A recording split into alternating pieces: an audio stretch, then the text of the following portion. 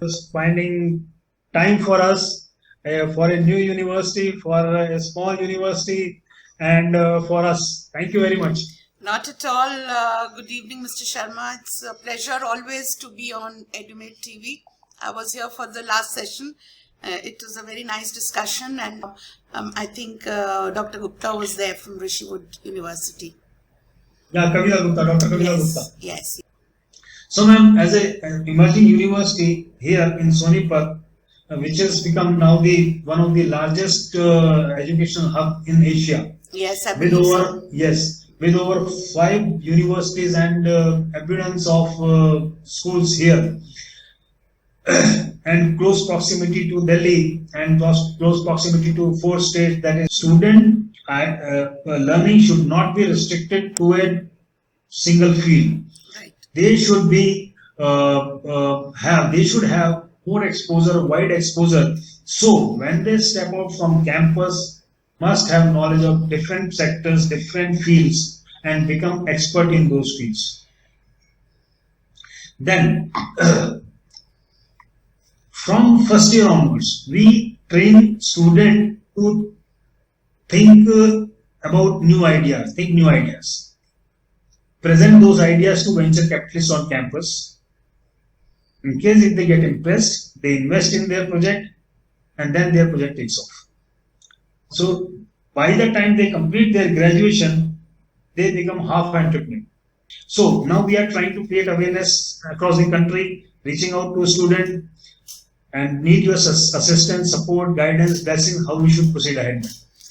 Your call. Okay, Mr. Sharma, tell me one thing.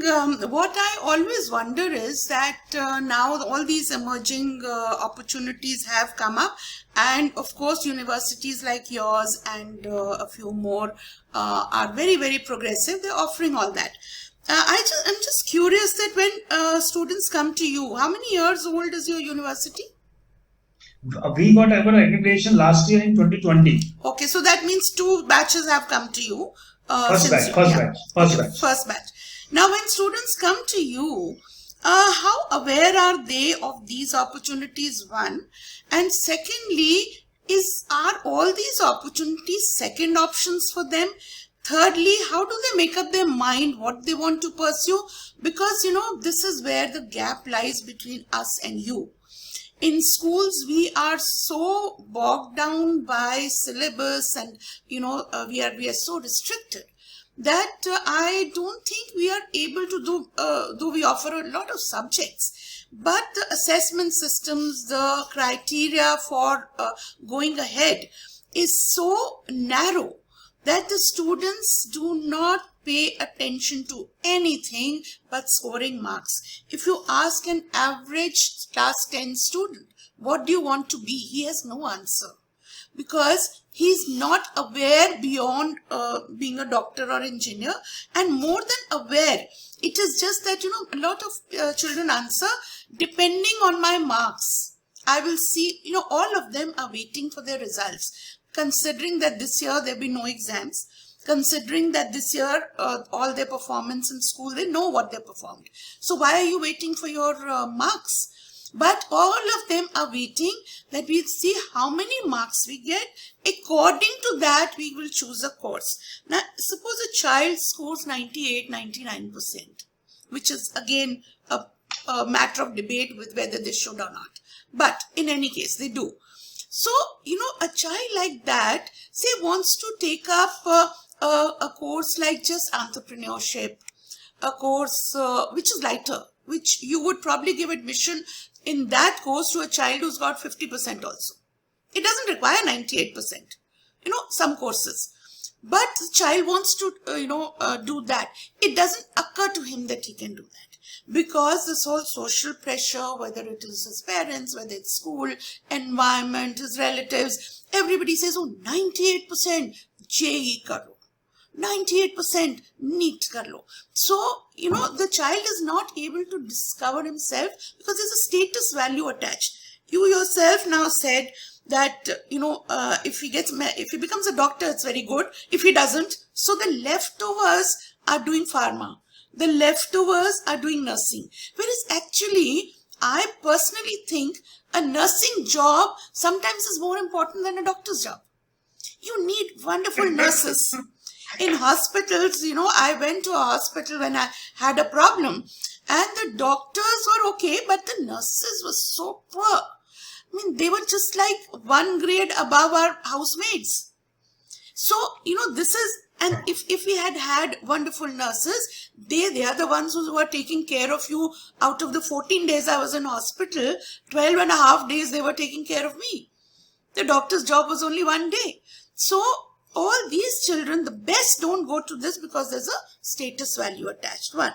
Secondly, half the courses, they don't know what they mean. There's no exposure in schools. So, I feel that if the universities are emerging, like you should have schools under your umbrella, and you should, just like you have placements in universities, you should have from schools placements to your universities. Identify children right from that level, what they're interested in, train them like that. I don't know who will ever listen to me and whether my voice will really reach the top, but schools are not meant for what we do. Well, I mean, the kind of knowledge we are giving them, it's too early for them. And more than that, they're so bogged down by it that they're not exploring themselves. If you see the Japanese system of schools, till class 4, there are no exams. They only focus on character building. And that is what schools are supposed to do. So anything, if you notice your life also, anything that you learned as a child that was ingrained in you, you become that adult. Whether it was a value of honesty, integrity, whether it was a value of cleanliness, neatness, being particular. So these personalities have developed over a period of time. So this is what the schools are supposed to do. Inculcate basic values and give them a lot of exposure to 101 things maybe during school, so that the child knows there's so many fields open and what they mean. The courses that you have enumerated, because I do some career counseling, I know what they are. But 99% of the teachers, school people, parents, they don't know what they are. Ask anybody, take a survey. How many of them know that, something called blockchain technology? How many of them know what data science means? What product management means? Because they are not exposed to all this. So when in school, say, and also what happens is they're very assessment oriented in school. So there's a child, say, very bad in maths. His whole future seems to be blocked because maths mein bura, he can't pass his 10th. Because he has to pass that maths, and maths is pretty high in 10th, to get through to anything which he requires to do. So you see, we are blocking him because he doesn't know maths. So probably we could give 12 subjects to study, and best of 12, 5 are counted. So he studies maths. I'm not saying he shouldn't study maths, but he studies up to a level where if he doesn't get much, he's judged on something else. And based on that, the universities take them. See, if you get a child who's scoring 96, 98 in literature, but not scoring 30% or 35 in maths, so his aggregate percentage becomes about 60. You won't take him because your cutoff is 90. And what a loss, because this child could become a writer, could become a poet. So you see, you're not judging according to the subjects, you're judging on aggregate percentages. Even if you take exams, if you take tests for your universities, what you're judging them is logical thinking, reasoning, all that, yes. Very standardized tests, for which they go to academies, they get trained. So their mind is wired for this. So if you do a crossword puzzle, say, in the beginning, you will not be able to solve anything. Gradually, your mind gets wired to that way of thinking, and after about a week, you are able to solve. After about a month, you're a pro at it. Not because your vocabulary has improved, not because you're super intelligent, because your mental wiring has become like that. Okay, so they pass your test because their mental wiring is big. They attend all these academies. So this JEE, NEET, whatever academies they attend, their mind is wired to passing the exam. They need not become good engineers and doctors. Yes. Very insightful and enlightening statement by you, ma'am. Thank you very much. as you said in the beginning, how students are judged, or whether they have knowledge of the course, what they are going to study. Yes, unfortunately, from the last 1.5 years, we are unable to reach out to the student effectively. Effectively, wishfully hope from now on we should be able to reach out to those students effectively and efficiently, and create awareness about these unique programs in them. You have very rightly also said that we should judge students, should not judge student just on the basis of a simple sheet, paper sheet, that is his mark sheet. And that will only happen through well researched, well read curriculum. Teaching economics of 2019 will serve no purpose. Exactly. You don't earn, whatever happens, let it happen. Tell me that these 20 odd courses that you listed that you have, there must be few courses which are not taken up. There must be a few courses which are oversubscribed. So, you know that this is where the problem comes in. There are some courses which are not taken up because people have very little knowledge about the particular field. So, like I'll give you a very personal example. When I passed out from college, there was this girl. At that time, there was a university, I'm forgetting the name, but some university in Noida, which had started a course called shoe technology. Now, in our times, who did shoe technology? It was, considered, like nothing. Shoe technology, if somebody had told me, I would have said, who does this as a course to study? But this girl took it up, and in the whole class for the full, it was a 3-year degree course, and there were only 5 students. So and out of that, 2 dropped out. So eventually only 3 passed out. So when these 3 girls passed out of that course, that is the time that Italy was designing shoes. So, they were called by a university there. They were trained there. And within a year or so, this girl was earning 10 times of what a top executive earns. Because there were only 3 girls available, 3 children available in India who knew this. So you see, what this shows is that to think ahead and to open a course like that, and for children to know that it's a future course.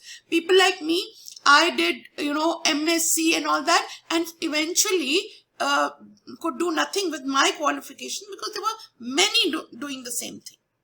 At that time, if somebody, similarly now, if you think of 2050 and 60, that is the vision that we require. Now, there are a lot of courses which children don't do because they're not aware of it. So how can you entice them into doing it? Is having a direct relationship with the industry who sort of assure them that you pass out and we'll give you this job. So children who are looking for a career right out of university will opt for this because they are being trained by that industry and they will be taken, they are assured. So these kind of tie-ups, I think, will help. Also the teaching faculty. It's becoming more and more difficult to get good teaching faculty, in universities, in schools also. So we have to rethink on teachers. We possibly cannot afford to pay teachers what they deserve.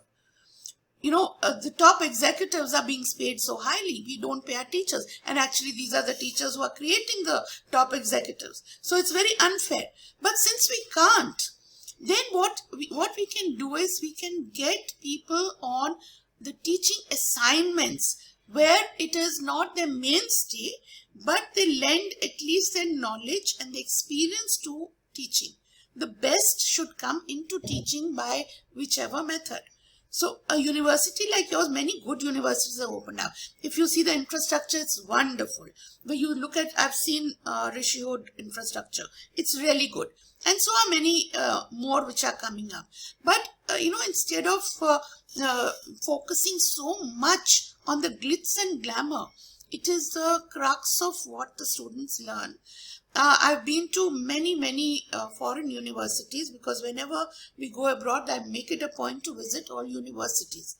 It's such a pleasure, just going and visiting a university. You feel like being a student there. The students are inspired. So that kind of Yes. teaching faculty, that kind of intellectual atmosphere, free discussion, free thinking, this kind of atmosphere has to be created rather than anything else. Agreed, ma'am. You are right. See, now India has over 900 universities. Largest number of universities are in Rajasthan. Mm. And if you go through the data and statistics, highest number of migrations is from Rajasthan, Yes. followed by Northeast. They don't study there. They wish they go out. So we have to create also the education ecosystem has to be created in a manner that the students studying can get or will find good university in his vicinity.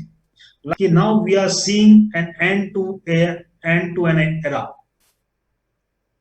Last 2 years where जैसे कलयुग होता है, सतयुग होता है, द्वापर युग होता है, त्रेता युग होता है, ये 4 युग हैं.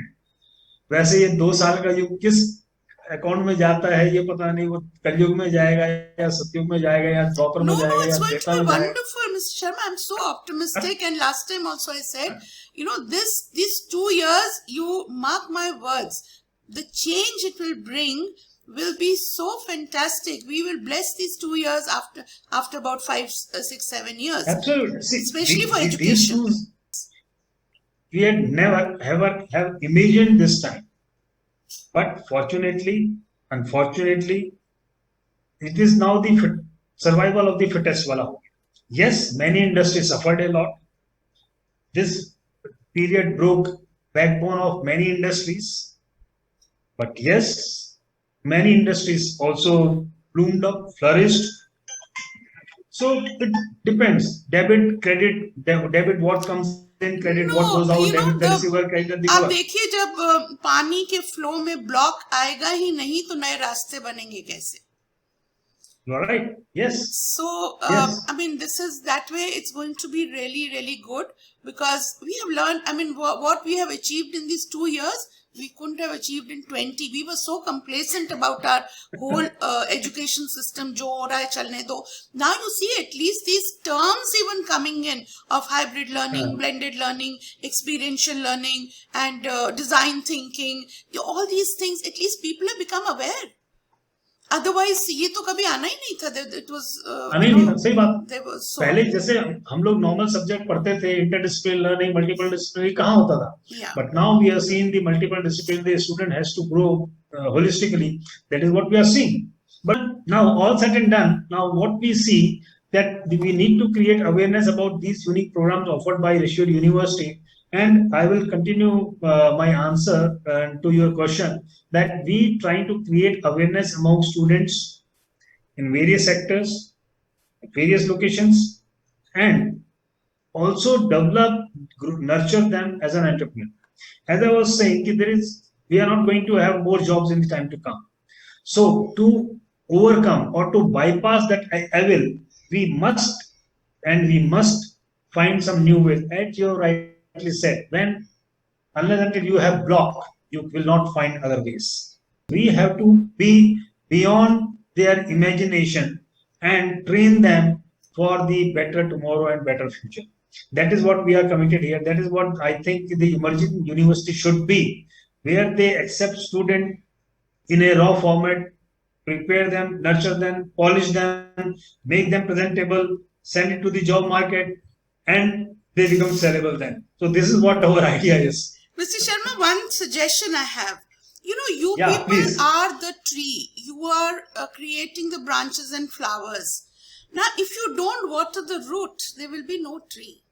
So, especially universities like yours who are very well funded by whoever, but they are rich universities. That is why you have such sprawling campuses. So, it would be a very good idea if you adopt many schools together and work with them at the root level.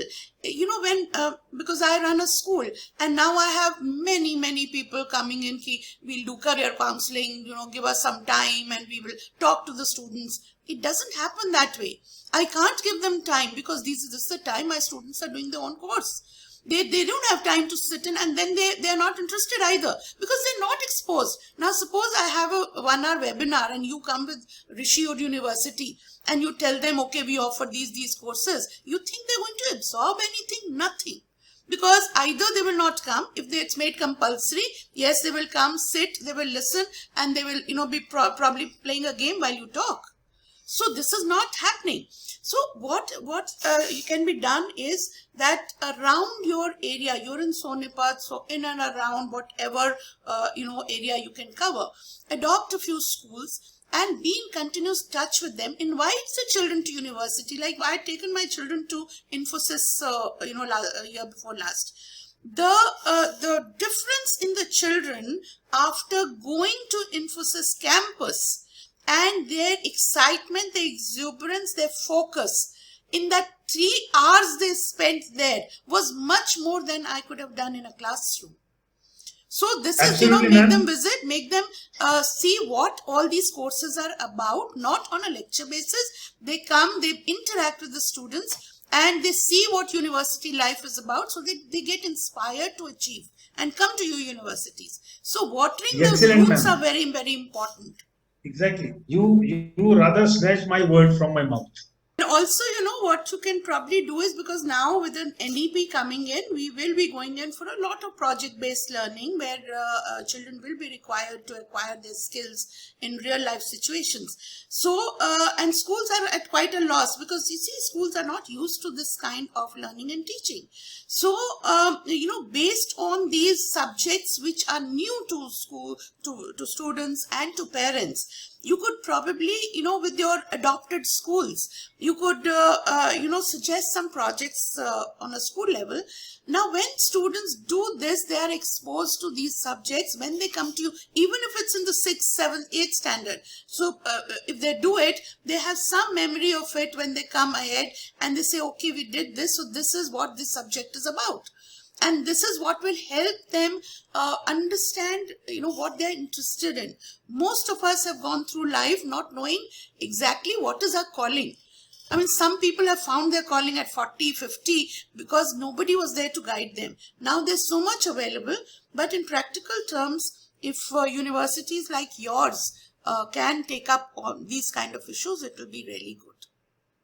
Excellent, ma'am. Sure, ma'am. And where exactly your school is located, ma'am? In Ahmednagar? Ahmednagar, it's in the city itself. It's just near the railway station, and Ahmednagar is between Pune and Shirdi.